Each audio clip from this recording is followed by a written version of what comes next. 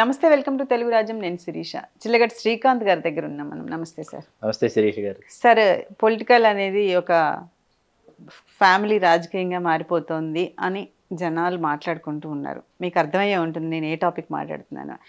నాగబాబు గారికి రాజ్యసభ, ఇప్పుడు నెక్స్ట్ చిరంజీవి గారికి రాజ్యసభ. ఏదైతే పవన్ కళ్యాణ్ గారు కుటుంబాలకి కుటుంబ నేపథ్యంగా రాజకీయం నడవకూడదు అని ఒక స్టేట్మెంట్ ఇచ్చేవాళ్ళు గతంలో, ఇప్పుడు మళ్ళీ సేమ్ అదే క్యాడర్ వస్తుంది అని మాట్లాడుకుంటున్నారు. ఎలా చూడొచ్చు సార్? అలాగే ఇంకొకటి ఏంటంటే, నిన్న గంటా శ్రీనివాసరావు గారు ఒక మీటింగ్లో మాట్లాడడం జరిగింది ఇక్కడ తెలంగాణలో. ఎస్ సార్, కాపు కమ్యూనిటీ ఏదైతే ఉందో, 2 రాష్ట్రాల్లో కాపు కమ్యూనిటీ మొత్తం కలిస్తే అసలు మనదే రాజ్యాధికారం అని. ఇప్పుడు అలాగే బీసీ వాళ్ళు కూడా అదే నినాదాన్ని ఎత్తుకున్నారు. కుల మత ప్రాతిపదికగా రాజకీయాలు వర్గీకరించబడుతున్నాయా? సామాజిక నిస్సందేహంగా. ఎందుకంటే ఇక్కడ మనం 2 స్టేట్మెంట్స్ నాకు చాలా ఇష్టం. చెప్పండి సార్. ఒకటి, భారతరత్న బాబాసాహెబ్ డాక్టర్ బిఆర్ అంబేద్కర్ గారు కులం పునాదుల మీద ఏ జాతి ఏ నీతి నిర్మించలేవు అన్నారు. కానీ ఇప్పుడు అదే నడుస్తుంది కదా సార్. గుర్రం జాషువా గారు అదే సామాజిక వర్గానికి చెందిన మన తెలుగు నేల మీద నడయాడినటువంటి ఒకానొక మహాకవి గుర్రం జాషువా గారు కులము లేనివాడు బలగముండనివాడు పనికిరాడు నేటి భారతమున అన్నాడు ఆయన. 2 అద్భుతమైన స్టేట్మెంట్స్. రెండు అద్భుతమైన స్టేట్మెంట్స్. ఇక్కడ కులం పెద్దన్న పాత్ర పోషించాలి అని పవన్ కళ్యాణ్ గారు గత ఎన్నికల ముందు ఆయన ప్రకటించిన తర్వాత ఏంటంటే, మీకు కులం ఓన్ చేసుకుందా లేకపోతే కులం ఏకతాటి మీదకి వచ్చిందా, ఇవన్నీ పక్కన పెడితే ఏంటంటే కూటమి మీకు అధికారంలోకి వచ్చింది. కులం ఓన్ చేసుకోవడం వల్ల, కులం ఏకతాటి మీదకి రావడం వల్ల కనీవినెరుగిన ఆధిక్యతలు కూటమి అభ్యర్థులకు వచ్చాయి. వాళ్ళు సాధించారు. పైగా 21 seats Janasena, 2 MP seats 100% strike రేట్తో వాళ్ళు గెలుచుకున్నారు అన్నది మనం చూసాం. అట్లాగే కూటమి కూడా అధికారంలోకి వచ్చింది. వచ్చిన తర్వాత ఏమైందంటే, ఆయన ఒకరే ఉప ముఖ్యమంత్రి కావడం ఈ సామాజిక వర్గం నుంచి. మిగతా సామాజిక వర్గాలను ఎవరిని కూడా ఉప ముఖ్యమంత్రి పదవులు వరించాల. మీకు గతంలో 2014లో కాపులకి వెనుకబడిన తరగతులకి ఇరువురికి చంద్రబాబు నాయుడు గారు అవకాశం ఇచ్చినా, ఈసారి మాత్రం కాపులకు మాత్రమే అవకాశం ఇచ్చారు. జగన్మోహన్ రెడ్డి గారి హయాంలో ఏమైందంటే 5 సామాజిక వర్గాలకు ఇచ్చారు. కాపులతో పాటు ఇంకొక 4 సామాజిక వర్గాలు కూడా ఉప ముఖ్యమంత్రి ఇచ్చారు. సరే, ఈ 4వ ఉప ముఖ్యమంత్రి ఈ కాపు సామాజిక వర్గం నుంచి పవన్ కళ్యాణ్ గారు అనుకోవచ్చు. గతంలో నిమ్మకాయల చంద్రాజప్ప గారు చేశారు. ఆ తర్వాత ఆళ్ళ కాళీకృష్ణ శ్రీనివాస్ గారు, కొట్టు సత్యనారాయణ గారు వీళ్ళు చేశారు.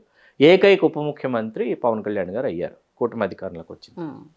ఇవాళ ఏమైందంటే, నాగబాబు గారిని రాజ్యసభకి నామినేట్ చేద్దామని అనుకున్నారు. నాగబాబు గారు రాజ్యసభకి నామినేట్ చెయ్యనటువంటి పరిస్థితులు. ఎందుకంటే ఒక MP seat BJP and Janasena ఇద్దరికి ఇవ్వటం జరిగింది. దాంట్లో బీజేపీ తీసుకుని బీజేపీ ఏపీ నుంచి ఆర్ కృష్ణయ్య గారిని బరిలోకి తీసుకొచ్చారు వెనుకబడిన తరగతుల నుంచి. అక్కడ మీకు కాపు సామాజిక వర్గం నుంచి మళ్ళీ తెలుగుదేశం వాళ్ళు సానా సతీష్ గారికి అవకాశం ఇస్తున్నారు. అలాగే వెనుకబడిన తరగతుల నుంచి బేదా మస్తానరావు గారికి అవకాశం ఇస్తున్నారు. ఇస్తున్నప్పుడు ఏమైందంటే, నాగబాబు గారిని అప్పుడు క్యాబినెట్కి, రాష్ట్ర క్యాబినెట్లోకి తీసుకునేటట్టు చంద్రబాబు నాయుడు గారు అది మనకి రిటర్న్గా కూడా మనకి ఇవ్వడం జరిగింది. మనం అందరం చూసాం దాన్ని. ఇప్పుడు రాజ్యసభకి చిరంజీవి గారు మరొక పర్యాయం భారతీయ జనతా పార్టీ చిరంజీవి గారిని ప్రతిపాదిస్తుంది. ప్రతిపాదించిన తర్వాత ఏమవుతుంది అంటే, చిరంజీవి గారు కేంద్ర మంత్రి మరొకమారు అవుతారా, లేకపోతే రాజ్యసభ ఇప్పుడు ఇళరాజా గారికి విజయేంద్ర ప్రసాద్ గారు అయిన సందర్భంలో కూడా చిరంజీవి గారిని మోడీ గారు రాజ్యసభకి నామినేట్ చేద్దామని అనుకున్నారు. అప్పుడు కూడా చిరంజీవి గారు కాదని చెప్పడంతో విజయేంద్ర ప్రసాద్ గారు నామినేట్ చేశారని ఇన్సైడ్ టాక్.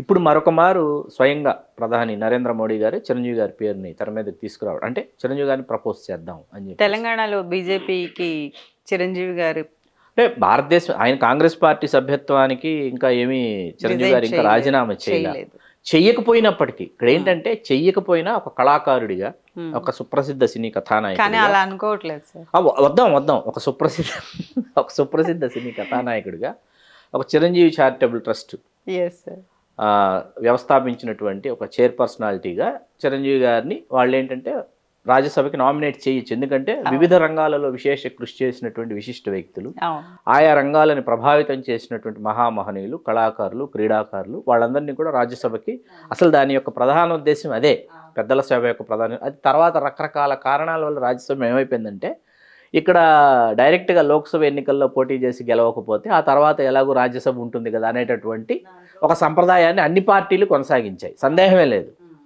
దీనిలో ఏంటంటే ఆయన కాంగ్రెస్ పార్టీకి రాజీనామా చేశారా చెయ్యలేదా అవన్నీ పక్కన పెడితే నామినేట్ చేసేటటువంటి అవకాశం అయితే ఉంది. ఇక్కడ గంటా శ్రీనివాసరావు గారు మొన్న చేసినటువంటి వ్యాఖ్య ఏదైతే ఉందో, ఆయన ఇక్కడికి వచ్చి ఈవేళ ఈ పాట పాడారు. ఆయన పాడిన తర్వాత ఏంటంటే మరి ఈవేళ మరి తెలంగాణ రాష్ట్రంలో అదే నిజమైతే 3కి మించి శాసనసభ్యులు లేరు కాపు సామాజిక వర్గం నుంచి. ఎప్పుడూ 11 మంది ఉండేవాళ్ళు ఒక్క తెలంగాణ నుంచి.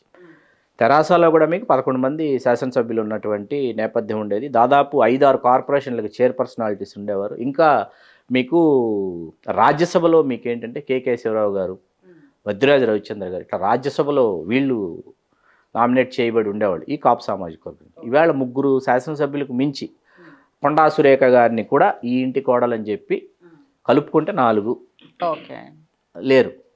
లేనటువంటి వాళ్ళు రాజ్యాధికారం తెలంగాణలో ఎట్లా సాధిస్తారు అంటే ఆయన ఏ ఉద్దేశంతో అని ఉంటారంటే, భవిష్యత్తులో ఇక్కడ భారతీయ జనతా పార్టీ పూర్తి స్థాయిలో ఎన్నికలకు వస్తే పూర్తి స్థాయిలో అభ్యర్థుల్ని నిలబెట్టి అన్ని నియోజకవర్గాల్లో గట్టిగా పోటీ చేసి సరైనటువంటి అభ్యర్థిని ముఖ్యమంత్రి అభ్యర్థిగా బండి సంజయ్ గారు లాంటి వాళ్ళని తీసుకొస్తే కాపు సామాజిక వర్గం నుంచి అది సాధ్యమవుతుంది. ఇతర సామాజిక, ఎందుకంటే బండి సంజయ్ గారు ఇక్కడ కాపులు మీకు వెనుకబడిన తరగతుల్లో ఉన్నారు. వెనుకబడిన తరగతులు కనీ విని ఎరుగని సంఖ్యలో కనిపించేటటువంటి రాష్ట్రం తెలంగాణ అన్నమాట. మనం న్యూమరికల్గా తీసుకునేటప్పటికి ఏమైపోతుందంటే, ఫస్ట్ ప్లేస్ ఆఫ్ ఓటర్స్ అందరూ బీసీస్ అయిపోతారు తెలంగాణ స్టేట్లో. సెకండ్ ప్లేస్ ఆఫ్ ఓటర్స్ అందరూ ఎస్సీస్ అయిపోతారు. థర్డ్ ప్లేస్ ఆఫ్ ఓటర్స్ అందరూ ముస్లిం మైనారిటీస్ అయిపోతారు. మిగతా వాళ్ళంతా తర్వాత సెక్షన్స్లోకి వస్తారు, ఆ తర్వాత ర్యాంక్స్లో ఉంటారు.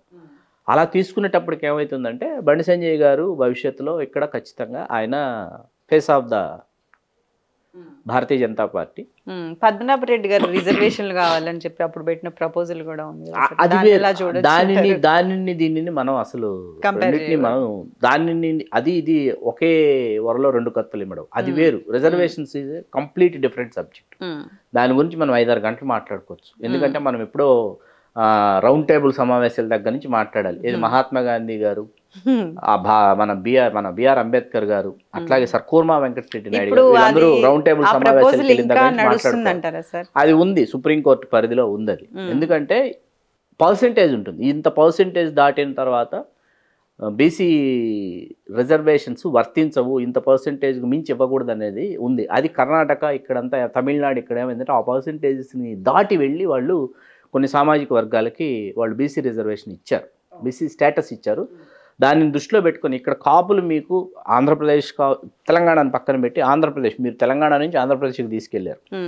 ఆంధ్రప్రదేశ్కి వెళ్తే ఏమవుతుందంటే ఉత్తరాంధ్రలో ఆల్రెడీ ఉత్తరాంధ్ర కాపులు వెనుకబడిన తరగతుల్లో ఉన్నారు. అక్కడికే వస్తా, ఉత్తరాంధ్ర కాపులు వెనుకబడిన తరగతుల్లో ఉన్నారు. బీసీ గ్రూప్ డీలో ఉత్తరాంధ్ర కాపులు ఉన్నారు. మిగతా జిల్లాలు కొన్ని దశాబ్దాలుగా, కొన్ని రోజులుగా కాదు, 2015-16 మీకు ఇక్కడ ఏమైందంటే, అక్కడ రాయలసీమ నెల్లూరు పార్ట్ ఆఫ్ ప్రకాశంకి వచ్చేటప్పటికి బలమైనటువంటి సామాజిక వర్గంగా వీళ్ళు బలిజలని పిలువబడతారు, బలిజనాయుళ్ళు బలిజలని పిలువబడతారు.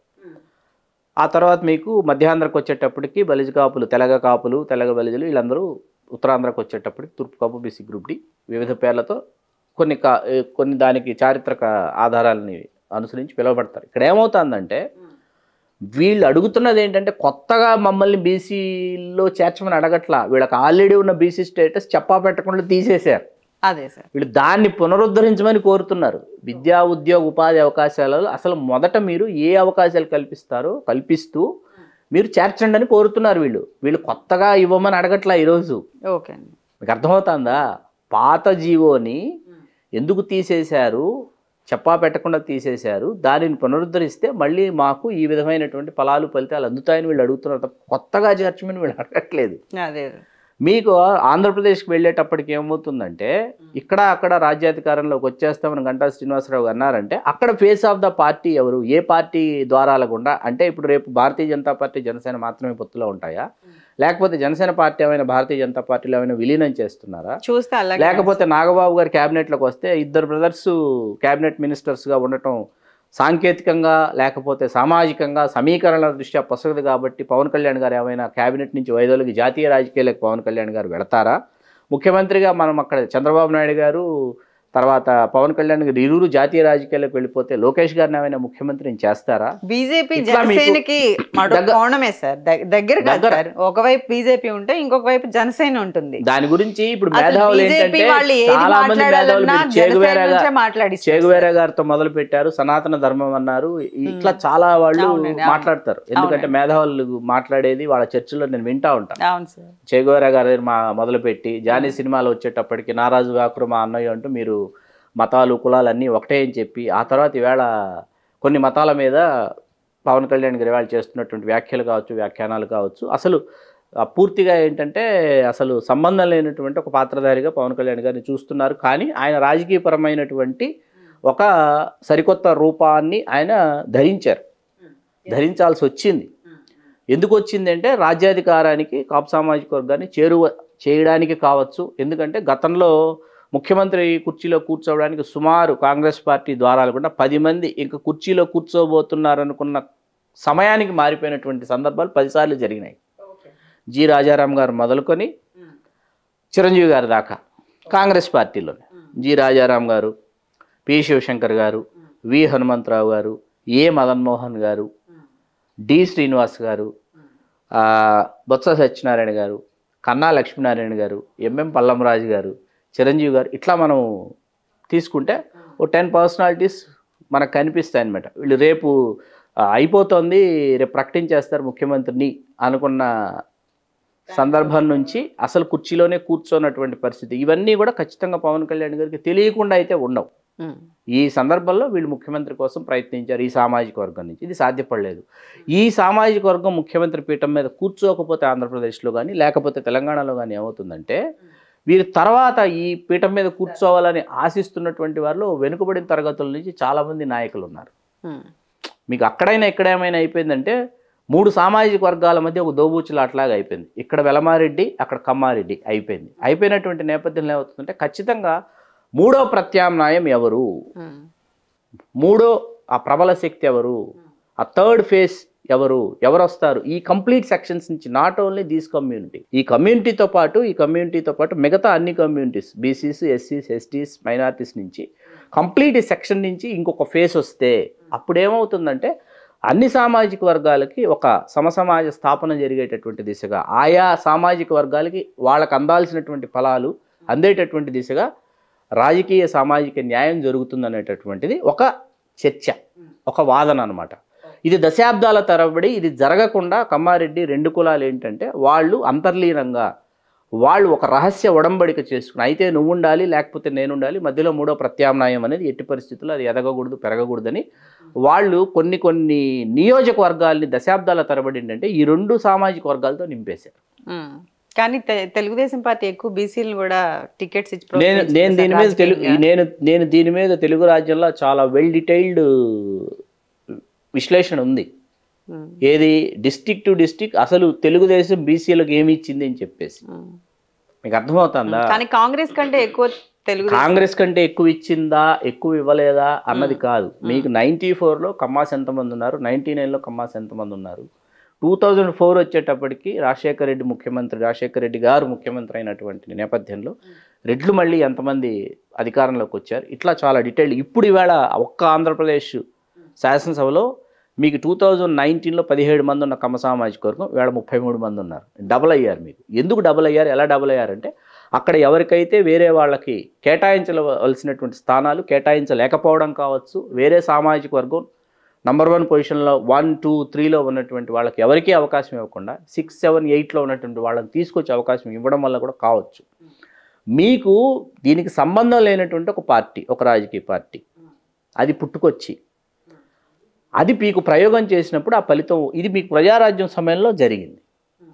ప్రజారాజ్యం ఈవేళ కాంగ్రెస్లో విలీనం చేసినటువంటి ఒక నెగిటివ్ అంశం ఏదైతే ఎక్కువగా బలంగా తెర మీదకి వచ్చిందో ఒక పాజిటివ్ అంశం చాలా దారుణంగా మరుగున పడిపోయింది. అదేంటంటే 294 నియోజకవర్గాల్లో 104 నియోజకవర్గాల్లో వెనుకబడిన తరగతులకు పోటీ చేసే అవకాశం ప్రజారాజ్యం పార్టీయే కల్పించింది. అంత క్రితం ఆ తర్వాత ఏ రాజకీయ పార్టీ 104 స్థానాలు వెనుకబడిన తరగతులకు కేటాయించిన చరిత్ర వేరే రాజకీయ పార్టీకి లేదు. అవి సత్ఫలితాలను ఇచ్చి ఉండుంటే వెంటనే ఇవ్వవు. అవి 2009లోనే వెంటనే అందరూ గెలిచేసి అద్భుతాలు వెంటనే ఎట్టి పరిస్థితులు ఎక్కడా జరగదు. దాన్ని టు బీ కంటిన్యూడ్ తర్వాత కొనసాగించాలన్నమాట. తర్వాత పార్టీ ఉంటే ప్రజారాజ్యం అనే పార్టీ ఉండి అది కొనసాగి మళ్ళీ ఇదే ప్రయత్నం ఇదే ప్రయోగం చేసి ఉన్నప్పుడు ఏమవుతుందంటే అసలు శాసనసభలోకి అడుగు పెట్టనటువంటి సామాజిక వర్గాలు కూడా మీకు అడుగు పెట్టుండేవి. అది జనసేన రూపంలో జరుగుతుందని ఆ ప్రజారాజ్యం పునాదుల నుంచి ఎవరైతే రాజకీయంగా అవకాశాల కోసం ఎదురు చూస్తున్నారో వాళ్ళందరూ జనసేన రూపంలో జరుగుతుందని ఆశిస్తున్నారు. 2014, 2019, 14లో ఆయన పోటీ చేయలే, అభ్యర్థులను నిలపలేదు. ఆయన పొత్తులో ఉన్నప్పటికీ 19కి వచ్చేటప్పటికి ఆయన వామపక్షాలతో కలిసి ప్రయాణం చేశారు. అప్పుడు ఏమైందంటే 11th hour decisions 11th hour discussions రకరకాల ఈక్వేషన్స్ లాగా కనబడుతుంది మనకు. అది చూస్తే ఆ లిస్టు చూస్తే అంటే ఇక్కడ వీళ్ళకి ఇవ్వాల్సింది ఇంకెవరికో ఇవ్వటం, అక్కడ వాళ్ళకి ఇవ్వాల్సింది ఇంకెవరికో ఇవ్వటం, ఇట్లాంటి ఒక ఇది కనిపిస్తుంది. ఇక్కడికి వచ్చేటప్పటికి ఇక్కడ 21 స్థానాల్లోనే పోటీ చేయడం జరిగింది. ఈ నంబర్ పెరిగే కొద్దీ మీకు ఏమవుతుందంటే మీరు ప్రయోగాలు చేయడానికి మీకు అవకాశం ఉంటుంది. ఆ ప్రయోగం ఫలిస్తుందా, ఫలిస్తే ఏమవుతుంది? ఇప్పుడు జనసేన ఎంతమంది బీసీ వాళ్ళకి టికెట్స్ ఇచ్చింది సార్? 2024 21 కదా, 21 2 ఎంపీలు. మీకు నంబర్ ఎప్పుడు పెరుగుతుంది? మీరు పొత్తులో మీరు కొనసాగి కూటమి తిరిగి మళ్ళీ రేపు 27కి ఎన్నికలు వస్తాయా, 29కి ఎన్నికలు వస్తాయా, అప్పుడు కూడా మీరు కూటమిలో ఉంటే మీరు 50-60 స్థానాలు తీసుకుంటే మీరు అప్పుడు ఏ సామాజిక వర్గాలకు ఇస్తారు అనేది. ఇప్పుడు ఐఎమ్ ఫ్రమ్ రాయలసీమ, మీకు అక్కడ తెలుగుదేశం ఒక వాల్మీకి సామాజిక వర్గం గురించి ఒకరికి అవకాశం ఇస్తుంది. మొన్న ఇద్దరికి ఇచ్చింది. గుమ్మనూరు జయరాం గారు ఒకరు, కాలువ శ్రీనివాసులు గారు, ఇద్దరు గెలిచారు. ఇద్దరులో ఎవరికి మంత్రి పదవి రాలా.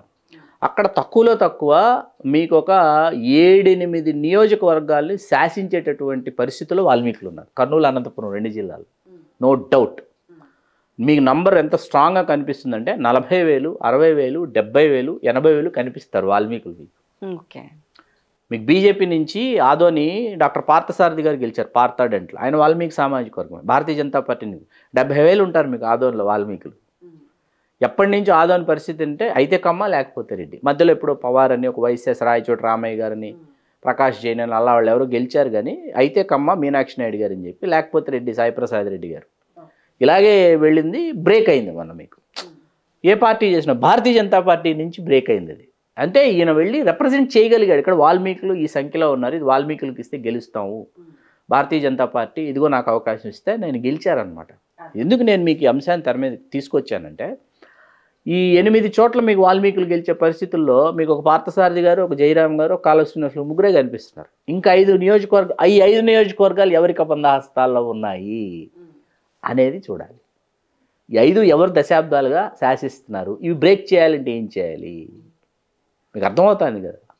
ఇది చేయగలిగినప్పుడు ఏంటంటే అప్పుడు ఒక కొత్త ప్రత్యామ్నాయం, అప్పుడు ఒక ముఖ్యమంత్రి స్థాయి, అప్పుడు ఇంకొక సామాజిక వర్గానికి అవకాశం బలంగా అప్పుడు అంటే ఇతని వెంట ర్యాలీ అవుతాయి ఆ కమ్యూనిటీస్.